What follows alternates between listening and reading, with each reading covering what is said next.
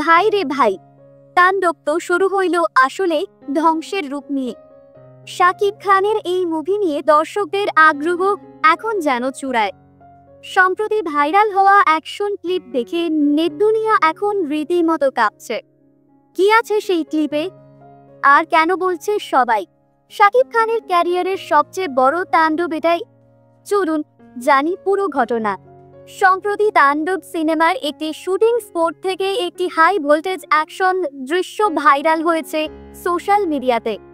ধুলো, ধোঁয়া, বিস্ফোরণ আর শাকিব খানের তীব্র অ্যাকশন সব মিলে একেবারে বলিউডের মেজাজ।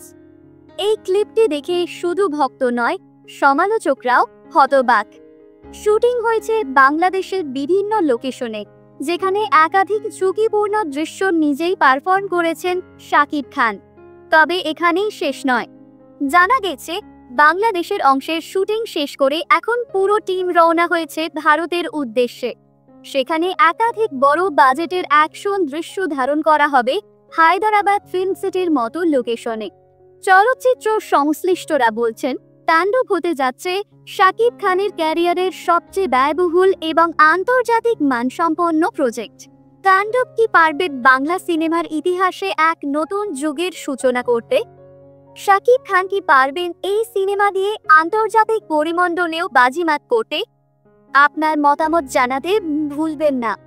আর এমন হাই ভোল্টেজ আপডেট পেতে আমাদের চ্যানেল সাবস্ক্রাইব করে সাথে থাকুন।